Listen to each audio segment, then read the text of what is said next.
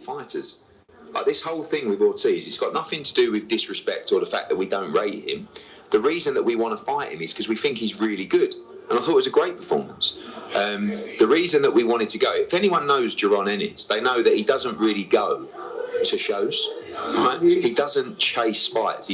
We're chasing this like a motherfucker, right? And the reason that we're chasing it is because we know, we win. And we know we're the best. So all we're trying to do is make the best fights for fight fans. More importantly, the best fight for our broadcaster, which is very important. And that's the job of Golden Boy as well as Matchroom. But just a great fight for boxing. And But Eddie, they would say that you show up on Saturday night to make a show of wanting to fight, but they offered it to you, you turned it down. This is that there was an opportunity for you to have this fight. No, they've never made us an offer for the fight. What happened was we sat in a room in New York. Oscar De La Hoya, Eric Gomez, Philip from Golden Boy, myself, Sean Palmer, our lawyer, and 2 representatives from DAZN, senior management. And we talked through the fight, we talked through the deal, and we agreed a deal for the fight. We went away. We both said, by the way, we're fighting in October, you're fighting in November, then we're going to do the fight in January, February, March, whenever makes sense. Great, let's do it. We went to Jaron Ennis. We presented him with the terms that were discussed and agreed in the meeting, and he signed a contract to fight Ortiz on those terms. Then it all went quiet. Okay. Then Eric Gomez come to me a couple of weeks ago, to be fair to him, and said, look, we're fighting Lubin. We think it's a tough fight. Just wanted to let you know we're going to get this fight out of the way. Then we're going to do our best to try and make the fight. I said, great. And that's where we're at now. So the next couple of weeks, the proof will be in the pudding, So. Salute. Welcome. Come on in. It's the Last Minute Live. Come on in, y'all. Welcome to another episode of Roll the Tape Podcast with Manager Marty. Come on in. I'm your host, Manager Marty. Come on in. That was an interview conducted by Seconds Out. That's the name of the YouTube channel, Seconds Out. That was the voice of Eddie Hearn. We're going to break down what he said. Come on in. Yo, did y'all see that Ortiz and Lubin fight, though? On Saturday? Did some of y'all see that? Some of y'all saw that Lubin fight. Vergil Ortiz versus Lubin. Did y'all see that? I want to render a little verdict on that. But before I do, double salute to everyone that's watching me live and live in color. Everyone that's acknowledging me in the live chat. I appreciate it. Welcome. Come on in. Grab a plate. I have some food that I want to serve you, some food for thought. I'm glad to be here today. Come on in. Yeah, we want to talk about this. Let's talk about it, right? Listen, this is a low-key live right now. Last minute situation. I have other things to do throughout the day, but I wanted to make sure I stop in and say what's up to all my family, my Roll the Tape family, my haters, those that support me, those that like me, those that don't. I appreciate y'all. I really, really do. Double salute real quick, right? To all of the veterans. All of the veterans. Those that are active and those that are inactive, but was honorably discharged. I'm going to say that last piece again, because we know some people that was dishonorably discharged. So double salute to all of the veterans here in the United States of America, those that are active and those that are inactive. And those that are inactive who were honorably discharged and or retired. Okay? All right? Now, we know BFTB was dishonorably discharged. So we ain't going to start no drama on my channel today about it. I'm talking about Double salute. I'm going to say it again. Double salute to all of the veterans here in the United States of America. Those that are active and those that are inactive due to being honorably discharged and or retired. Okay? We have to give credit where it is due today here in America. I know we have people watching me from all around the world in other countries. But here in the United States of America, today is observed as Veterans Day. All right? I just want to make sure that I start my show off right with honoring all of the veterans. I appreciate all of the service, all of the commitments, all of the sacrifices that all of our veterans here in this country, active and inactive, have made, putting their lives at risk, you know, sacrificing their time with their families, their loved ones, all over the world. So I wanted to make sure I acknowledge all the veterans on Veterans Day today. And if you are a veteran watching me live and live in color, double salute to you as well. Now, enough with the hugs, handshakes, and Valentine's Day cards. Let's get to Vergil Ortiz Jr., okay?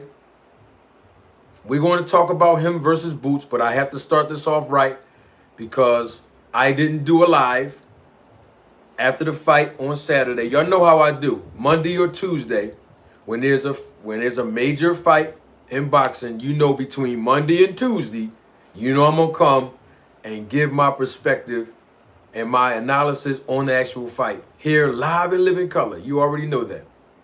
Can we get the likes up? You know, I don't ask for much. I miss y'all too, by the way. I haven't been here for a couple of weeks. But can I get one like? I don't ask for much.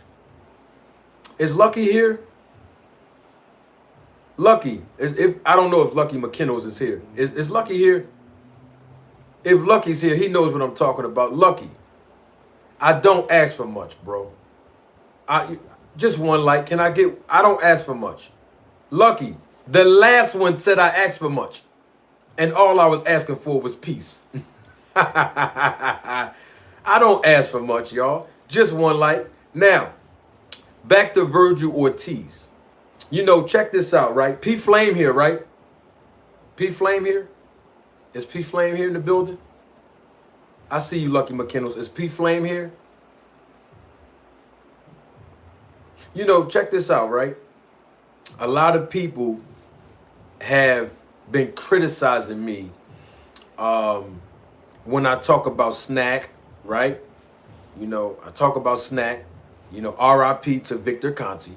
But when I talk about Snack, a lot of people have criticized me. And they always come to me in the comments section, in the live chat, right? Emails, DMing me on social media, which I do need to improve my social media presence. We're working on that for 2026. But the point I'm making is a lot of people have criticized me over and over again, right? Thank you, Thomas Hill. I appreciate the compliment, brother. A lot of people have criticized me. And you know what they say? They say, Manager Marty, you're being biased. You only talk about Terrence Crawford being on Snack. You only talk about Devin Haney being on Snack, right? And apparently they haven't seen a lot of the videos that I've been producing over the past 3 years, where I've been talking about all of the fighters that was associated with the Snack program, past and the present, and even the fighters that's associated with Victor Conti. So to illustrate the fact that I'm not biased towards none of the fighters, and I'm not just targeting only 2 fighters, let's talk about Vergil Ortiz Jr. Vergil Ortiz Jr., he won versus Erickson Lubin on Saturday night, right? Second round TKO. Now, what is the significance about the win? Yes, it was a win that will put him in the sweepstakes for his representation, Golden Boy Promotions, Oscar De La Hoya, Eric Gomez, and all of them over there that represent Golden Boy Promotions, right? To sit in a room with Boots' representation, Eddie Hearn, Matchroom, their attorneys, etc., so that Boots and Vergil Ortiz can fight, right? However, there was something else that was significant, and I want to point it out to you. The second round TKO. I want to point that out to you. Why am I pointing that out? Because I told you all by the phone booth, time and time again, that there are specific rounds where the power resurgence of these snack fighters are on display. No one else noticed it. No one else publicized it. No one else conducted research on it. No one else discovered it but me. I'm going to give you an example. I've already done a video on this, and if you missed it, I promise you within the next few hours when this live go off, I'm going to republish it to illustrate my point that I'm making right now. In the first round, thank you, Creo. Creo was here. Creo, the Traveler, was here. He's in the chat and he said facts he remember, right? Round 1, round 2, round 3, round 6, round 9, and round 10, including Shakur Stevenson when he fought Josh Pally. And you seen what he did to Josh Pally in the 9th round in that fight, right? Did you see the resurgence of the power and stamina of Terrence Crawford when he fought Canelo Alvarez? Go back and watch round 9 and 10 of that fight. I mean, the list goes on and on. And here we see Vergil Ortiz in the 2nd round. See, I called this play out a long time ago. So for those of you that's watching the replay of this live and watching me live that criticize me and say I only talk about Terrence Crawford and Devin Haney being on Snack, you owe me an apology because you haven't conducted enough research. And that's okay. You're going to learn today that we don't go by hearsay on this channel. We actually do homework here. So you got to do your homework before you make these comments, especially to me. Vergil Ortiz Jr. TKO Lubin in the 2nd round. And that's not the only time we've seen him, Vergil Ortiz, right, TKO or knock a fighter down in these rounds that I'm talking about with snack fighters. You'll see it on the video I'm about to republish in a few hours.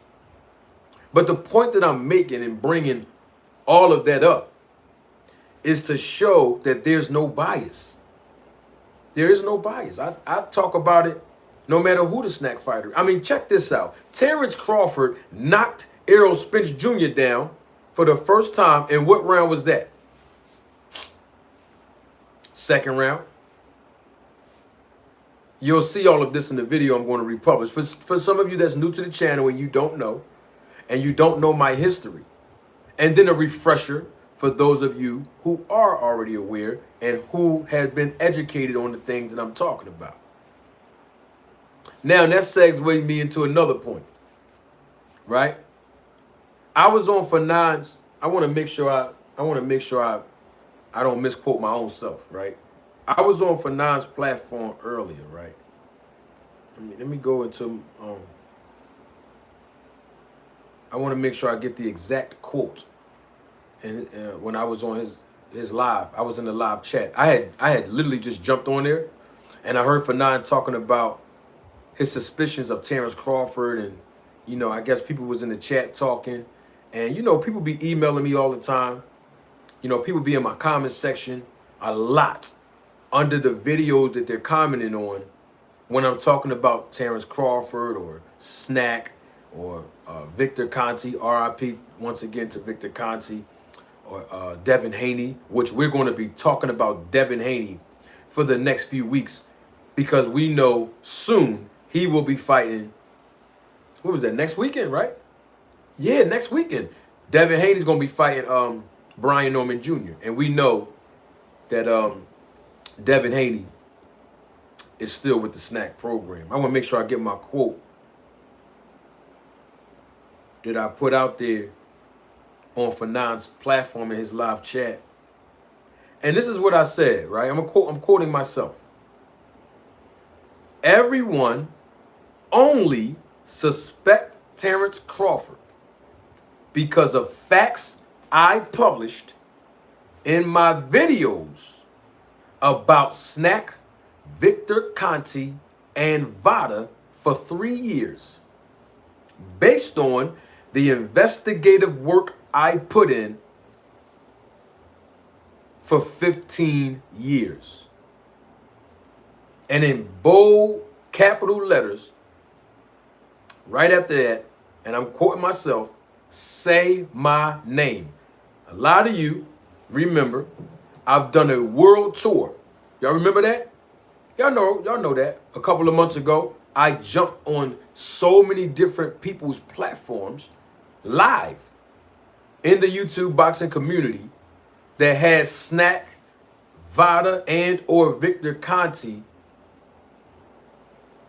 in their titles, right? And I jumped on their panels for those that did allow me to come on their show, their panel. You know, we had a couple of guys and ladies that did not give me the opportunity to jump on their platform. And the reason why I was doing that is so that they can say my name. See, you can't talk about Snack, Victor Conti, or Vada in that environment without acknowledging the work that I put in. Nobody can. This is not a shot at someone in particular. I'm going somewhere with this, right? Somebody's asking in my live chat, who am I? If you don't know me by now, then you'll never know. I'm glad that you're here, whoever you are. I appreciate you coming out. I don't want to do this to be seen, y'all. I'm not trying to get fame. You know, a lot of my counterparts, they have their reasons. But we glad that you're here. You know, we get a lot of trolls that come in, and I love it. I start turning up. I don't know if y'all noticed that about me. I start turning up when I see like trolls on my live chat. Like when people send me comments and stuff like that, I turn up. I like performing under the lights. Me personally, when the lights come on, I like to perform. You know, I always tell my sons, right? Greatness is defined by how well a person performs under the lights, under pressure. Shout out to Sandra from Alabama. Salute to Alabama. What's up, Cornelius? What's going on, big dog? So my thing is this. I did a world tour. I jumped on Fanon's platform on his panel when I did the world tour. Greg Hackett's, Deems, who else? 2 Cents Boxing, Jab Queen Boxing. Who else platform I jumped on? I jumped on Blue Blood. I jumped in his live chat, told him to drop the link. He got me kicked off his out of his live chat. He probably blocked me, you know, because he was talking about Snack and all that. I jumped on his panel. Well, I jumped in his live chat for him to drop the link so I can jump on the show, and he didn't want me on his platform. I don't blame him either. Who else platform I jumped on in my world when I did the world tour? Some of y'all remember that. Dang, what was the platform I jumped on? Champside. I jumped on Champside platform, but I jumped on his. I gotta stop saying. Well, it is his platform, but I jumped on his live. I jumped in his live chat, and I was asking him, "Yo, drop the link," because he was talking about Snack and all this stuff. You know, a couple months ago. This is all recent, y'all. And to my surprise, I was blocked. I didn't even know he couldn't. I didn't even know he couldn't even see what I was saying in the live chat. I was actually blocked. So, what's up, Band Up? Double salute to my guy, Cornelius Burnett. Thank you for warming up the air fryer today. Appreciate the support and the contribution to the channel. Appreciate you, big dog. And Cornelius has been around here on this platform since day one. He's a longtime supporter. Appreciate you, Cornelius. What's up, Victor? Yeah, so I did a world tour on so many different people's platform. I don't want to miss nobody. I went to a lot of, like, the boxing community. Oh, I jumped on everybody's platform. And the reason why I did that was just to make sure that people say my name. You know, put a name on the information that you've learned from me. I jumped on Knockout Boxing's 86 TV's channel, on his panel as well. KQKC, I jumped on his platform. Those guys let me on the panel. Who else? I don't want to leave nobody out from giving them credit, but the bottom line is you have to give credit where it is due. You know what I'm saying? I'm not saying every time somebody talk about Vada, Victor, Conti, or snack fighters that they have to keep saying my name. That's not what I'm saying. What I'm saying is, if you know, and I've already said this months ago, I'm saying it again because people keep emailing me, right? And they keep calling me a hypocrite and all this. So that's why I'm talking about this. I don't care who the content creator is, whether we cool or not. When you start talking about Vada, Victor, Conti, Snack, and you know you repeating something that you learned only from me, I think it's only righteous and fair to say my name. And I'm not saying people haven't given me credit or acknowledged it. I'm not saying it because I'm not doing this for the praises of men. It's a principle that I'm trying to get you to understand that needs to be applied. Okay? So that's all. Yeah, it's no shot at nobody. I'm just putting that out there because of, you know, the comments that we keep reading and the emails and stuff. And I want to make sure all of us are on the same page and being clear. That's all. Showbiz talk about Snack. All these people talk about, and this is my thing, right? I jumped on World Star Knowledge. I hope I'm saying his channel right, even though he threw a couple shots at me on his platform. World Knowledge Boxing, right? Maybe it's not World Star. That's World Star Hip Hop.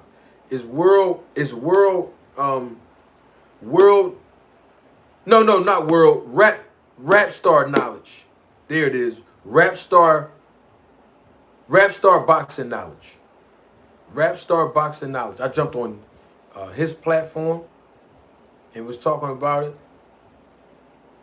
So just say my name. Because here's the thing, right? Oh, thank you, Band Up. This is why I love my family. Always holding me down. AM Sports Media. That's right. Greg and them. AM Sports Media's platform to talk about it when I was doing my world tour. Thank you, Band Up. Appreciate you, big dog. Yeah, so it's not like I'm saying something now that people haven't heard me say before. You see what I'm saying? But I want to say this, right? All of the people I just mentioned, with the exception of Dean, Two Cents Boxing, Jab Queen Boxing, right? Everybody else was already on YouTube before I got here. That I know of. I don't want to call names. I mean, all of them. BFTB was here. Monty Brown was here. Knockout Boxing was here. KQ was here. Fanon was here. Champ Side was here. Boxing Ego was here. Mill City, I believe Mill City's Boxings was here. I think Rap Star was here. I think Fanon was here too. I hope I was missing anybody, but KQ was here. You know, a lot of these platforms were already here before I got here. Okay? But to my understanding, and I could be wrong, none of them was talking about Snack, Victor, Conti, and Vada. In fact, Rachel Donaire and her husband, Nonito Donaire, they also was on YouTube before I got here as well. In fact, they had a personal and a business relationship with Victor Conti. What's his name? Malachi. I went on his platform on my world tour as well. The Coach Malachi channel. The True Sports Media channel. I've been on his platform. All of them were here. But I made it interesting to talk about these topics. Not just because I was trying to gain traction. It wasn't about that. It wasn't about views. What it was about was education. And then, of course, y'all know how I do. I sprinkle a little entertainment. You know, I sprinkle entertainment on top of the education. I mean, who wants to sit here and watch me lecture you all on the business or the sport of boxing? Unentertained. Everybody don't have the same attention span. So I sprinkle entertainment on everything I do. Right? When it comes to like social media, the whole YouTube boxing community, right? Is any ladies here? I want to, because I see a lot of men in the chat. Sandra Wells, I think she's here from Alabama. Is any other ladies here? I'm just asking. You know, a lot of times too many men be in the room. You ever been to a party? You ever been to a party or been invited to a cookout, a barbecue, or a party, right? A celebration, and it was like a lot more men than women, or a lot of guys, a lot more guys than girls. Have you ever been in that situation? Even as a teenager, even as a young adult, even as a fully grown person, have you ever been through that situation? What's up, Ruth? How you doing? Have you ever been through that situation before? You get invited somewhere and you walk in and you see it's way more guys than ladies or girls there. You ever been through that? Have anyone been through that in the live chat that's here? I know I have. Several times. That's why I'm trying to figure out is any. No, I know the live was last minute. I just figure I ask. This is the smallest. We got the smallest live right now. We're not here for the numbers today. We're just chilling. We're just talking right now. So look, right? All I'm saying is say my name, man. That's it. Where P Flame at? P Flame still here? You know, a lot of people be stealing my talking points too. I be hearing them, but I don't say nothing. And I only hear them because people be sending me something like, yo, didn't you say this last month? Yo, Manager Marty, I heard you say this the same exact thing 2 months ago. Hey, Manager Marty, they send me clips of my old videos. They send, listen, right? People email me, right? Or on Instagram, they will DM me. They will send me clips of my own video, like pieces of live videos that I've done here from a year ago, right? And then they were like, remember you said this? And then right after they send me that, they send me a YouTube boxing content creator repeating the same exact words that I said a year ago. But they gonna get all the credit for it because they got more subscribers than me sometimes. I don't know. I'm just saying, though. Let's just say my name. That's all you got to do. It's nothing to go back and forth about. Like, people be lying. That's the whole thing. Give credit where it's due. Don't lie. You know what I mean? Don't be fake. One thing about me, I don't get along with fake people. You can ask any woman that ever dated me, married me, went out on one date with me, talked to me on the phone, met me. It don't make a difference of male or female. I don't get along with fake people. As soon as I find out that you are fake, I remove myself. I don't get along with fake people. I just don't. So I'm just saying this, say my name and don't be fake. Don't act like you made up these talking points when you know you got it from me. I mean, think about it like this, right? There's a lot of people that didn't even believe me when I was talking about Snack and Terrence Crawford, Vada, Victor Conti, right? There was people, where Lucky at? Lucky here? Is P Flame here? Is Cornelia still here? See, I'm dropping these names. Is Band Up still here? I'm dropping these names as witnesses, right? You know, there were people, right? I'm going to get on the Vergil Ortiz versus Boots and all that. We're going to talk about that in a second, right? There was people, right? No shots fired. This is all facts.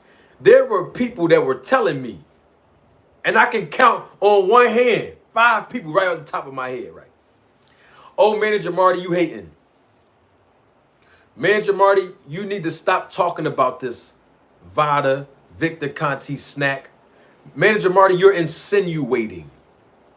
Manager Marty, you can't put a jacket on Terrence Crawford just because he beat Errol Spence.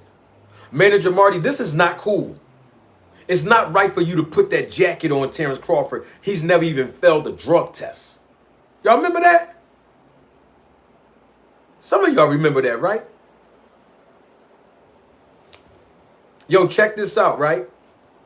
For the trolls, right? This is funny, right? I'm going to address something that you said in this entertainment, and then I'm going to come right back. So stay right there. I want you to keep that comment, right? I'm going to come back and respond to that. Because every now and then you got to respond to the trolls, right? But look, them same people, right, that was saying all of that, well, some of them are now on my side. In other words, is they didn't believe at first. They needed more information. They needed more education, right? Some of them were Terrence Crawford fans and still are. And they couldn't understand where I was coming from when I was speaking on all of these things about Snack 3 years ago, 2.5 years ago. Then Victor Conti comes here 2 years ago, right? And now they believe. Some people were scared to even talk about the topic, bro. Seriously. They did not want to go on their platforms. Some content creators, they didn't want to speak on it at all. We got a lot of trolls here today. I'm so happy. I like to turn up when y'all here. Come on in, trolls. Yo, but do me a favor, trolls, if y'all going to stay. Don't come over here just freeloading, right? Give me your like. Can I get one like? Can I get one like? Somebody said this I wanted to say this real quick. Somebody said I just put this on just so I can do YouTube. Let's say I did. What's your point? Let's say I put this whole lay on just to do a YouTube video. It's entertainment. What's your point? I mean, I'm cool with it. I'm just addressing the trolls, y'all. You know, ain't nothing. You gotta give them a little because they want attention. They want to be a part of something. And I don't hate. I don't get mad. Come on in. That's all I'm saying. Can I get a like though? Damn, y'all coming over here getting free food. Y'all in the lunch line in high school and come on. Give me a like, man. Here's the thing, right? Thank you. One of the trolls said that they gave me a like. Salute to you. I appreciate it, right? Here's the thing. How come the rules always change when it comes to Manager Marty? You ever notice that? People can put on hats, sunglasses, sitting inside their house, doing videos and lives, right? Nobody says anything to them. But when Manager Marty have somewhere to be, I put a suit on. You know what I mean? Or I'm just coming from somewhere with a suit on. Right? I do a live. Now the rules change. For example, everybody want to always ask the question. Manager Marty, because the word manager is in your name, who do you manage, right? Right? But them same people never ask Coach Malachi, since you have the word coach in your name, who do you coach? Isn't that amazing how the rules constantly keep changing for me? Who do you manage? How many people you manage? Coach Malachi got coach in his name, right? Nobody never asked him who he coached. Bill Haney said he's the trainer of the year. Nobody ever asked him who else do he train. I'm just saying, buddy. I'm just saying, how can the rules RIP to Victor Conti, right? Victor Conti wasn't even certified to extract blood, interpret blood, or give any kind of diagnosis or recommendations. But no one asked him which school did he get his credentials from. See, the rules only apply to me. They always change for me. I love it that way. Keep that same energy, please. You know what I'm saying? I love when the trolls come here. They want to be a part of something. And trolls, this is what I want to tell you, trolls. Don't leave and never come back. Come on back over here. Don't just leave and be like, oh, man, that bull corny. I'm not coming back. No, keep coming back. You're going to learn something about the sport and the business of boxing that you ain't going to find nowhere else. That's why you're here now. So I appreciate your viewership. You're a part of the 2 point, what we at? 2.8 million views? 2.8 million. You're a part of the 2.8. I wouldn't be where I am today if it wasn't for you. I want to play some words that Eddie Hearn said, because we're going to get to this Vergil Ortiz versus Boots situation and it not happening, because that's what, that's what the rumors are. And even Eddie even said on it. I'm going to play it too. Even Eddie Hearn even made a reference about that. Even Eddie made a reference about it. So I want to make sure I play that too. Hold on. Let me make sure we go back a little bit.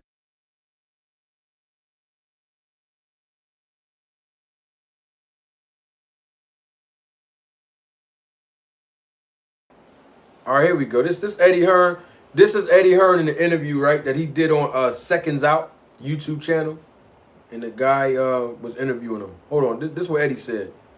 That there was an opportunity for you to have this fight. No, they've never made us an offer for the fight. What happened was we sat in a room in New York. Oscar De La Hoya, Eric Gomez, Philip from Golden Boy, myself, Sean Palmer, our lawyer, and 2 representatives from DAZN, senior management. And we talked through the fight, we talked through the deal, and we agreed a deal for the fight. We went away. We both said, by the way, we're fighting in October, you're fighting in November, then we're going to do the fight in January, February, March, whenever makes sense. Great, let's do it. We went to Jaron Ennis. We presented him with the terms that were discussed and agreed in the meeting, and he signed a contract to fight Ortiz on those terms.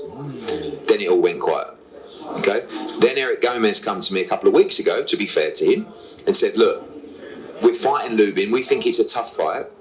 Just wanted to let you know we're going to get this fight out of the way, then we're going to do our best to try and make the fight. I said, great. And that's where we're at now. So the next couple of weeks, the proof will be in the pudding, So that was Eddie Hearn. That's what Eddie Hearn said on the platform Seconds Out. The guy, I forgot his name, he was interviewing Eddie Hearn, and that's what Eddie Hearn just said. We know that Eddie Hearn represents Boots, promoting Boots through his company, Matchroom Promotions. And those are the words of Eddie Hearn, right? Double salute, 2 Cents Boxing. She's a member of the channel, supervisor of the Roll the Tape film crew. And thank you for the compliment, 2 Cents. I appreciate it. So that was what Eddie Hearn said. Now, we didn't corroborate that or verify the information from DAZN representation or Conor Benn's representation, who is Conor Benn. Vergil Ortiz. They have the same representation. Let me be clear when I say they, I meant to say they, meaning Boots and Conor Benn. They both are with Matchroom. But I was meant to say Vergil Ortiz. Conor Benn is fighting this weekend. We'll talk about that on another day this week, probably tomorrow. But the point I'm making is that Vergil Ortiz's representation, Golden Boy Promotions, we haven't verified what Eddie said. We don't know what's true, what's not true. I'm just playing it because that's what Eddie said. Eddie's been saying this in multiple interviews, right? We don't know. So a lot of people asking, like, is this fight going to happen? The guy that interviewed Eddie Hearn in this same interview, he asked, do you think this fight's going to happen? Eddie Hearn said, if we're just basing it off of the last 24 hours, no, it's not going to happen. But of course, he was saying that to promote Conor Benn versus Eubanks Jr. That's why he was there. But within the past 24 hours at that point, Vergil Ortiz just got finished fighting Erickson Lubin, right? So it's like, we can't put so much emphasis on whether or not, this is my opinion, based on my experience in boxing as a boxing manager, right? Behind the scenes, negotiating contracts, right? Representing professional boxers. We can't go by what Eddie Hearn just said right now and what Oscar De La Hoya said over the weekend on Saturday night at the press conference inside the boxing ring, or the post-fight press conference after the fight. And the reason why I say this is because it's too premature. The timing is too premature to discuss whether or not the fight's going to happen or not. And the reason why I'm saying that is because Vergil Ortiz Jr. just got finished fighting. He just got finished fighting, right? So DAZN they have two fights coming up, two fight cards coming up that they have to produce. And that's this weekend, Chris Eubank Jr. versus Conor Benn in the rematch. And then the following weekend, next weekend, David Benavidez, Anthony Yarde, and of course, Devin Haney versus Brian Norman Jr. And then, of course, Bam Bam Rodriguez is also on that card. So I think right now, since we know that the Zone is going to be the actual network that's going to produce that fight, then why don't we allow the Zone to finish their business for these next 2 weekends, these 2 cards, and then we can start talking about when the negotiations will pick up or not. Because if we talk about this fight's not going to happen, guess what? It's too premature. If we say the fight is going to happen, it's too premature. Either way you look at it, it's still too premature. I don't care what these promoters are saying today. Because once these 2 promoters and entities get inside of that room together to negotiate, when they have a guaranteed check, it changes the dynamics. I'm going to say that again because I want to make sure y'all don't miss this. When you have a manager or promoter saying one thing, right? And then the opposing side's manager and promoter saying a different thing. Before these 2 entities and promoters and managers get inside of the room to negotiate, well, you can believe one side or believe the other side, but none of it makes any sense to believe until after the 2 entities get inside of the room and negotiate. And I'm going to tell you why these 2 entities here, Eddie Hearn's Matchroom representing Boots, and Oscar De La Hoya's Golden Boy Promotions representing Vergil Ortiz Jr. Why, when both of these guys get in the room, they're going to come to some kind of agreement. I'm going to tell you why. And when I say agreement, I mean either the fight is not going to happen at all, or the fight is going to happen. And the reason why I say that, and I need you all to hear me clearly on this, because you ain't going to find this nowhere else. When you have a guaranteed check sitting in the middle of 2 entities, sometimes it actually is enough to get the deal done.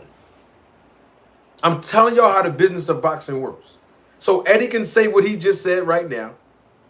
De La Hoya can say what he said over the weekend. But here is the thing that we know to be true right now. There's an element in this. There is a check that was already produced through the Zone. The de facto promoter, the streaming platform, the network, the Zone, already told Eddie Hearn and already told Oscar De La Hoya, this is the check that we're willing to pay to produce the fight between Vergil Ortiz Jr. and Jaron Boots Ennis. And when you have a guaranteed check as a promoter from a network, especially when both fighters want to actually fight each other, it makes the deal go much smoother. I didn't say every time, but sometimes. That's all I'm saying. I want to make sure that we understand all of the dynamics involved. Two Cents Boxing, member of the channel, right? She asked me a question in the chat. I can't put it on the screen because this is being streamed directly from YouTube, right? So I'm going to read it out loud. Do networks block fights, Marty? No. Networks don't block fights.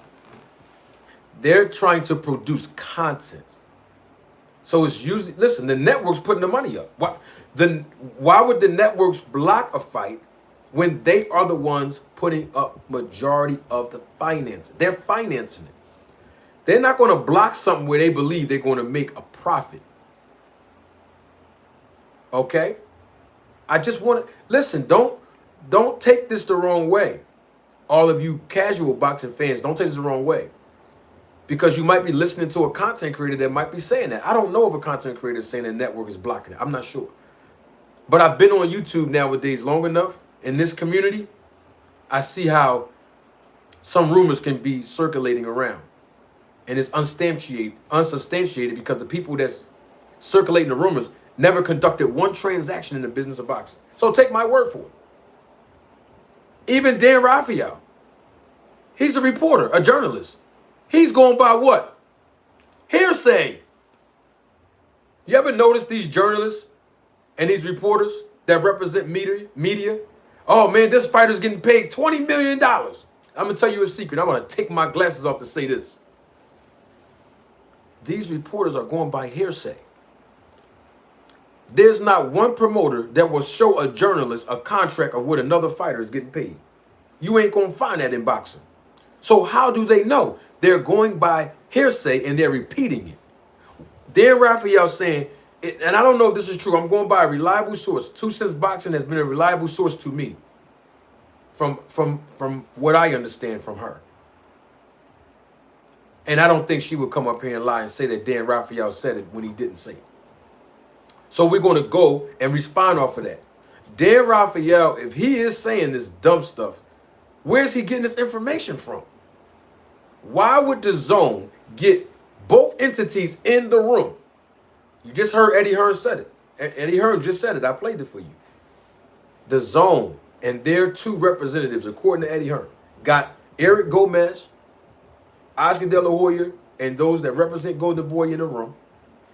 Matchroom, Eddie Hearn, who owns and operates Matchroom, and their lawyer got them all in the room, all entities involved, inside of this room, only to block it.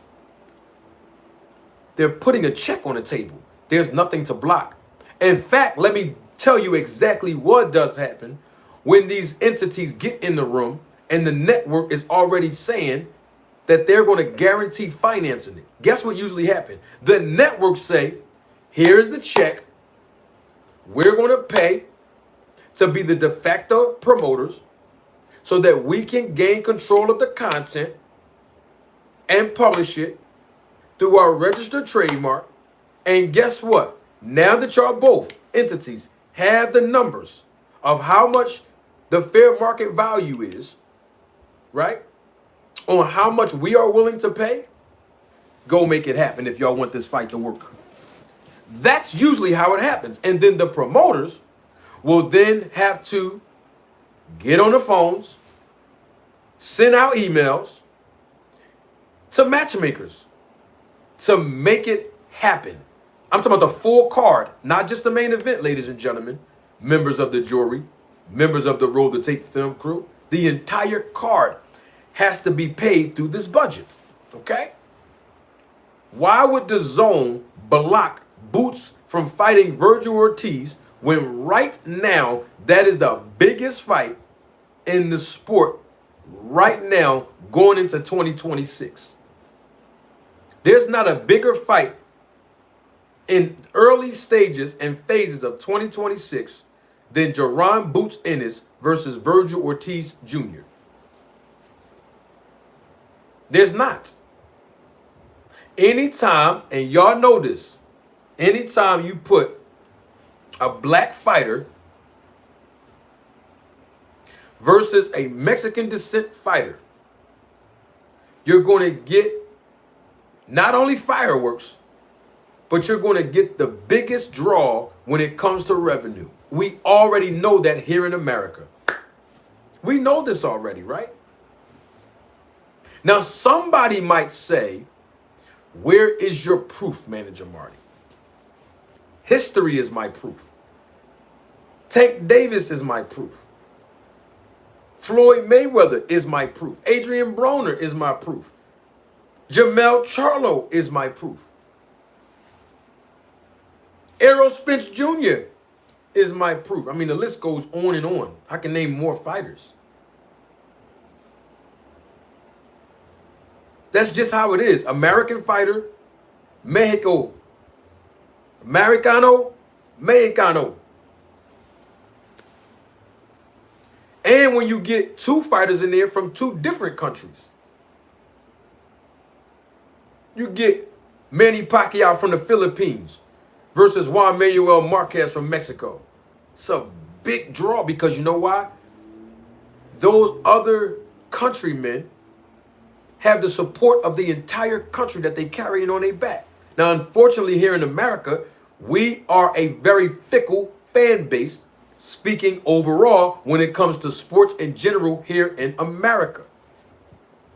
But when you look at the Mexicano fans, they support their fighters even when their fighters don't even have a title. Their fighters can be 3 wins and 20 losses. They're going to support that Mexican fighter. And if that fighter wins, they're going to have a parade for that fighter who becomes 4 wins and 20-something losses the next day. But here in America, we have this mentality of, what have you done for me lately? Yeah, you won a Super Bowl, but that was last season. What have you done for me lately? Yes, in basketball and in baseball, you won the championship in the World Series. That was last season. What have you done for me lately? Oh, in boxing, that's great. That's a good performance you did. Great job for winning the world championship title. That was in your last fight. What have you done for me lately? That's just how we are. I'm talking about American culture now. But when you have a network that's already telling you, here is the check, make the card happen. Network don't have to block anything. Think about this. When Turkey Al-Sheikh put these phone calls in, right? He already has the check. Here's the check. Get the promoters, managers, and matchmakers involved. Make this card happen. So what I'm saying is, when you get Oscar De La Hoya and Eddie Hearn in that room with the zone again, when the actual official negotiations begin, oh, the dynamics are going to change because the check is going to clear. Now, let's talk about A side, B side, and I'm going to let y'all go.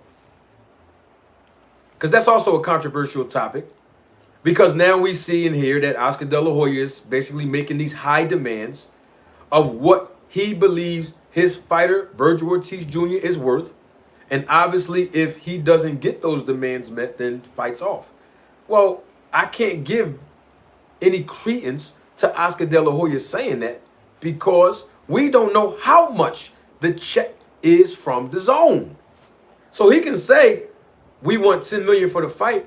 But if the zone is saying they only going to pay $10 million for the entire card, then, and Oscar De La Hoya knows that, then now he's pump faking. And I'm not saying that's the numbers. I'm just using it as a reference. That's all I'm saying.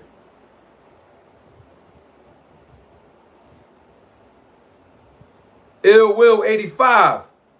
Double salute, my guy. Appreciate the love in the chat. And in the business of boxing, right? When you have a guaranteed check as a professional boxing manager, as a professional boxing promoter, sometimes it just smooths the deal out. Not saying you're not going to have any cobblestone, right? But at the end of the day, it's going to smoothen out the deal. Now, somebody's going to say, Manager Marty, give me another example from a boxing manager's perspective. Okay, great. I'm so glad that you may have thought that. If you did. Double salute to my guy, Day One supporter, Omega Red. What's up, Omega? Check this out, right? Let's take it from the perspective of a boxing manager, myself. Let's say I'm managing this athlete. I'm managing this professional boxer, right? And this happened to me on several different occasions, right? I'm managing this professional boxer, trying to bring this professional boxer up in the ranking system, right? You know, you should know this. If you've been here on this channel for at least the last couple months, you know that I've taught you something about the business of boxing that you did not know, right? And one of the things that you know these days, if you are a recurring member or a recurring family member of this channel, you know that nothing is free in boxing. I told you that 3 years ago when I got here. In other words, is someone, some entity have to finance the fighter.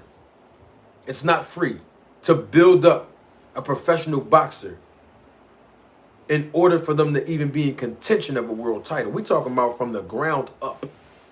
You know, when a professional boxer is 1-0, 2-0, 12-0, 18-0, 22-0, fighting on networks and social media platforms, that fighter had to be built. They didn't just wake up in the morning, get out of the amateur boxing program, and just turn 22-0. That's not what happened. Somebody had to pay for that journey, expecting to, number one, recoup on their initial investment, and then, of course, number two, concept of business, basic concept is what? Making a profit, turning the profit, right? It's not free. Now, if I'm managing a professional boxer, and I know that there's a guaranteed check on the line to get this professional boxer signed to a lucrative deal with a very reputable promoter who's going to help finance and move this fighter, it smooths out the deal much easier when I walk that fighter into the room after negotiating on his or her behalf. Why? Because there is a guaranteed check on the table. Not just for one fight, for multiple fights. Okay? A multiple fight deal. But it's usually based on the amount of years. Somebody has to finance this product, this professional boxer. So if I'm able to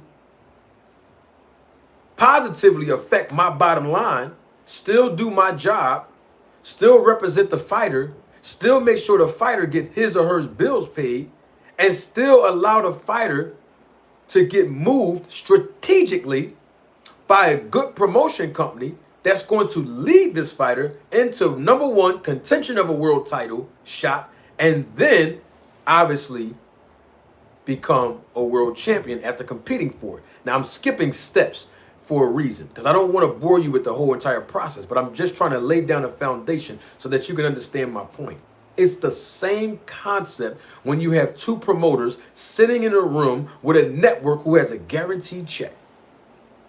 It's no different than if I'm managing a professional boxer, walking a professional boxer inside of the room, right?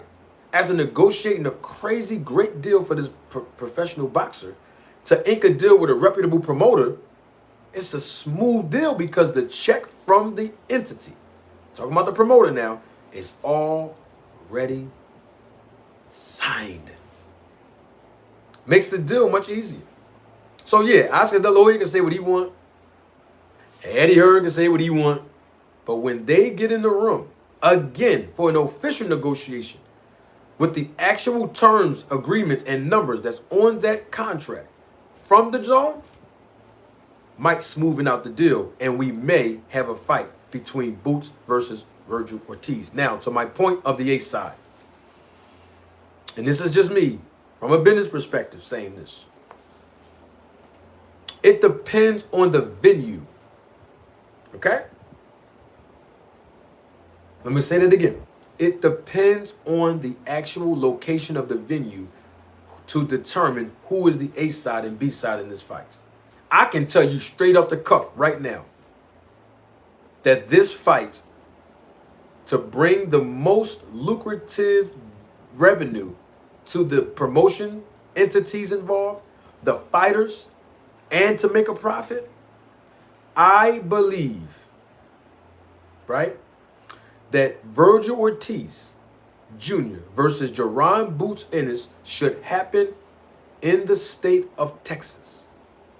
Thank you, Yasmin Frazier, for the compliment. Appreciate it. The actual glasses didn't even come like this, by the way, Yasmin. Yasmin or Yasmin? It should be in the state of Texas. Now, I want to agree with Oscar De La Hoya and say the Dallas Cowboys facility, AT&T Stadium. Because I believe this fight is just this big. You know what I'm saying? Is that the hometown of Vergil Ortiz? Yes. Will that make him the A-side? Yes. But here's the part that we got to remember. Neither two of these guys have an actual full world title. Okay? But we know that Vergil Ortiz Jr. has a more recognizable opposition list as far as name recognition goes. But the West Coast, like Vegas, even California, has a high population of Mexican descent residents in California. So the fight can happen in California. The fight can happen in Vegas too. Now, don't get it twisted. But what I'm saying is, if it's going to happen in Texas, I agree with De La Hoya, AT&T Stadium, because the magnitude of this fight is huge between Boots versus Vergil Ortiz. I believe this is the biggest fight, hands down, in early 2026, the most anticipated fight, and it's going to draw so many numbers. Now, I know people keep saying something about Errol Spence fighting Vergil. I don't know who made that up or where they get it from, but that's not going to happen. Vergil Ortiz versus some Boots. I meant Vergil Ortiz versus Errol Spence. Come on, man. Errol Spence is not even in the mental capacity to even fight, in my opinion. Not right now. For him to be off this long of a layoff, to come back into a ring, to fight a guy who just fought last Saturday and who's been active and who's dangerous as a Vergil Ortiz, that's not good business for Errol Spence. Absolutely not. I'm talking about the Errol Spence now. After the surgeries, after the car accidents, and after the physical punishment, and the emotional turmoil, and the psychological trauma that man have experienced in the past 4 or 5 years. No. Band up, I hear what you're saying in the chat. Lucky said it too. Some other people emailed me and said the same thing about, well, EJ, Errol Spence Jr., always say he don't want no tune-ups. Yeah, but when Errol Spence said that, it was when he was actually active. He was a world champion of multiple weight classes when he said that. Right? When Errol Spence said, I don't need no tune-ups. Well, he said that while he still was active. Even if he did take a year off or whatever the case might be. No, the point is, he was active as a fighter. He's not active now. Hasn't been active in 2.5 years. That's not a good look. That's just the reality of it. Fighters are not robots, they're humans. So it just wouldn't be the same of EJ saying now I don't fight tune-ups. Now, I didn't hear him say that now. I'm just using it as a reference, right? Hold on one second.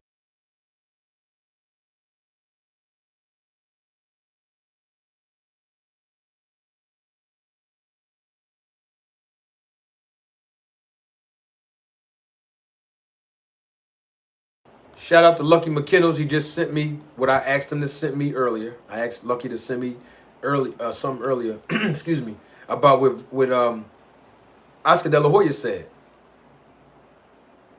in the press conference. Here's what Oscar De La Hoya said regarding Vergil Ortiz versus Boots. Roll the tape. Really skeptical now. I'm actually skeptical because, and I told Eddie and Boots, do not come and watch Vergil live because you're going to be afraid of what you see. So we'll see. I mean, I'm going to sit down with Eddie Hearn, and we obviously have the upper hand because he's the better man, and see if we can come to terms, which I'm sure we will. But I told these guys, don't be there live because this guy's a monster. and you're gonna be afraid, and you're gonna probably want to take another tune-up fight. Okay, that was one of the words of Oscar De La Hoya, and what I just heard him say was, we have the upper hand because... Did y'all hear that? I want to make sure we're on the same page. I'm going to go and rewind it and play it again. Because, what did Oscar say? Let's hear it. I'm going to play it again. I'm going to play it again now. Really skeptical now. I'm actually skeptical because, and I told Eddie and Boots, do not come and watch Vergil live because you're going to be afraid of what you see. So we'll see. I mean, I'm going to sit down with Eddie Hearn, and we obviously have the upper hand because he's the better man. Did y'all hear that? We obviously have the upper hand because he, talking about Vergil Ortiz, is the better man. What did he mean by that? He didn't say because he's the bigger draw. He didn't say because if this fight happens in Texas, we're the A side because Texas is the state of Vergil Ortiz's hometown. That's not what he said. He simply said that because Vergil Ortiz is the better man. What did he mean by that? Was he talking about skill set? What did Oscar De La Hoya mean when he said that they had the upper hand? See, that's why I wanted to hear what Oscar said and not go by hearsay. Oscar De La Hoya also said, y'all just heard him, right? He said, I told Eddie Hearn and Boots not to come to the Ortiz fight. And guess what happened? Eddie Hearn and Boots still came to the Ortiz fight. I'm not speaking for Boots. Boots knows how to speak for himself. I'm just speaking on all of the information that we have right now, especially the information at our disposal that I just played from Eddie Hearn and from Oscar De La Hoya. That's not enough. I'll leave you with this. Oscar De La Hoya just said, I know that we are going to come to terms, me and Eddie Hearn. See? Even he knows it. Now, why would Oscar De La Hoya say he's confident? He knows that they're going to come to an agreement. They're going to come to terms. I gave you the answer earlier. It's because the zone already wrote the check. And I told y'all before I even heard that. Now, this is the first time that I heard what I just played for y'all. And I just told you all a few minutes ago, when the check is signed, the deal usually goes much smoother than what the entities portrayed it to be before they walked in that room. Now, did I just say that? I'm going to play Oscar's part again about what he said. Play the whole thing again. Listen to him. Really skeptical now. I'm actually skeptical because, and I told Eddie and Boots, do not come and watch Vergil live because you're going to be afraid of what you see. So we'll see. I mean, I'm going to sit down with Eddie Hearn, and we obviously have the upper hand because he's the better man, and see if we can come to terms, which I'm sure we will. But I'm going to sit down with Eddie Hearn so that we can come to terms, and I'm sure we will. Why would Oscar say that? He's sure they're going to come to terms. But Dan Raphael is saying the network is blocking it. Why would Oscar De La Hoya say, I'm going to sit down with Eddie Hearn so we can come to terms, and I'm sure we will, if Oscar De La Hoya is blocking this fight and don't want it to happen? These are the narratives we've been hearing for the past few days. Do you know why Oscar De La Hoya is saying what he's saying? That he's going to sit down with Eddie Hearn and they're going to come to terms, and he's sure they will? Because the zone already created a budget for the card. They already presented the check to both promoters and entities weeks ago. That money that the zone is going to pay these promoters is guaranteed when they take it to the bank. When they go cash that, they can make a withdrawal on that money from the zone. That's why Oscar's saying that. See, I let people shoot their load out first, put all these narratives out, and then I come back and clean the mess up to give you the business of boxing. You ain't gonna find this nowhere else. And that's why I'm glad you're here. I don't care what Oscar De La Hoya say. I don't care what Eddie Hearn say. I want to wait until they sit in that room together, officially, to negotiate, and then come outside of that room. And then I'll be interested in hearing what these guys had to say. Because when they leave the room, they're going to already know what they're going to do. Why? Because the check from the zone is already signed. You know what? I'm doing way too much talking. Don't take my word for it.